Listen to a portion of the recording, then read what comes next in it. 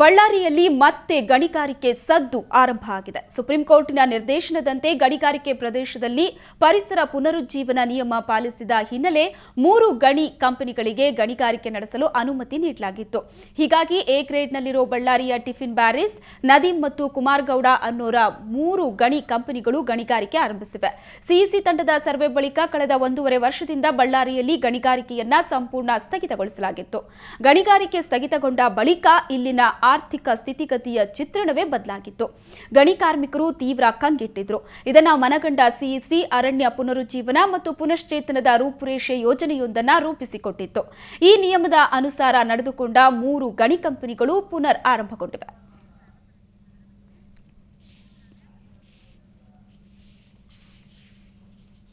ಬಳ್ಳಾರಿಯಲ್ಲಿ ಮತ್ತೆ ಗಣಿಗಾರಿಕೆ ಸದ್ದು ಆರಂಭ ಆಗಿದೆ. ಸುಪ್ರೀಂ ಕೋರ್ಟ್ನ ನಿರ್ದೇಶನದಂತೆ ಗಣಿಗಾರಿಕೆ ಪ್ರದೇಶದಲ್ಲಿ ಪರಿಸರ ಪುನರುಜ್ಜೀವನ ನಿಯಮ ಪಾಲಿಸಿದ ಹಿನ್ನೆಲೆ 3 ಗಣಿ ಕಂಪನಿಗಳಿಗೆ ಗಣಿಗಾರಿಕೆ ನಡೆಸಲು ಅನುಮತಿಯನ್ನ ನೀಡಲಾಗಿತ್ತು.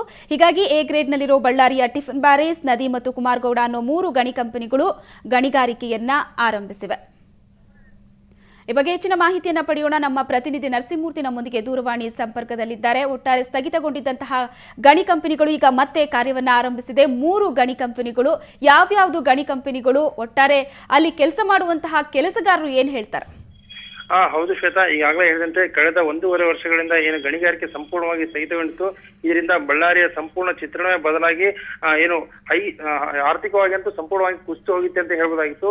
ಏನು ಗಣಿ ಮಾಲೀಕರಲ್ಲದೆ ಇಲ್ಲಿ ಸಂಪೂರ್ಣ ಸಾಮಾನ್ಯ ವ್ಯಕ್ತಿ ಕೂಡ ಗಣಿಗಾರಿಕೆಯನ್ನೇ ಅವಲಂಬಿಸಿದ್ದರಿಂದ ಎಲ್ಲರಿಗೂ ಒಂದು ರೀತಿ ಸ್ಟ್ರಗಲ್ ಆಯಿತು. ಇದೆಲ್ಲವನ್ನು ಕೂಡ ಗಮನಿಸಿದಂತ ಏನು ಸಿಇಸಿ ತಂಡ ಇಲ್ಲಿ ಆರ್ಥಿಕ ಸ್ಥಿತಿಗತಿಯನ್ನು ಮತ್ತಷ್ಟು ಉನ್ನತಕ್ಕೆ ಏರಿಸಬೇಕು ಅನ್ನೋ ನಿಟ್ಟಿನಲ್ಲಿ ಏನು R&R ಪ್ಲಾನ್, ಪುನರುಜ್ಜೀವನ ಮತ್ತು ಪುನಶ್ಚೇತನ ಗಣಿಗಾರಿಕೆ ಪ್ರದೇಶದಲ್ಲಿ ಅರಣ್ಯೀಕರಣ ಮಾಡಬೇಕನ್ನೋ ಒಂದು ಪ್ಲಾನ್ ಅನ್ನು ರೂಪಿಸಿ ಆ ಎಲ್ಲಾ ಪ್ಲಾನ್ ಪ್ರಕಾರ ಮಾಡೋದಾಯ್ತಂದ್ರೆ ಗಣಿಗಾರಿಕೆಗೆ ಅನುಮತಿ ನೀಡೋದಾಗಿ ಕಳೆದ 1 ವರ್ಷಗಳ ಕೆಳಗೆ ಎಲ್ಲಾ ಗಣಿ ಮಾಲೀಕರಿಗೂ ಕೂಡ ತಿಳಿಸಲಾಗಿತ್ತು.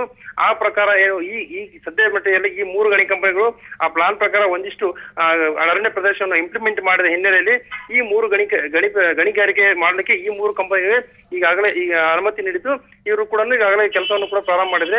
ಇದರಿಂದ ಏನಂದ್ರೆ ಸಂಪೂರ್ಣವಾಗಿ ಗಣಿಗಾರಿಕೆ ಸಬ್ಜೆಯಿಂದ ನರಳಿ ಹೋಗುವಂತ ಬಳ್ಳಾರಿ ಜನತೆಗೆ ಒಂದ್ ರೀತಿಯಾದಂತ ಇದರಿಂದ ಆಶಾದಾಯಕ ಭಾವನೆ ಹುಟ್ಟಿದೆ. ಉಳಿದಂತ ಎಲ್ಲಾ ಗಣಿ ಮಾಲೀಕರು ಕೂಡ ಇದೇ ರೀತಿಯಲ್ಲಿ ಅರಣ್ಯವನ್ನು ಇಂಪ್ಲಿಮೆಂಟ್ ಮಾಡೋದಾಯ್ತಂದ್ರೆ ಇಲ್ಲಿ ಕೂಡ ಮತ್ತೆ ಗಣಿಗಾರಿಕೆ ಮತ್ತೆ ಸಿಗಬಹುದು ಅನ್ನೋಂತ ಆಶಾಭಾವನೆ ಜನರಲ್ಲಿ ಕೂಡ ಮೂಡಿದೆ. ಶ್ವೇತಾ, ಓಕೆ, ಥ್ಯಾಂಕ್ ಯು ನಿಮ್ಮೆಲ್ಲ ಮಾಹಿತಿಗಾಗಿ.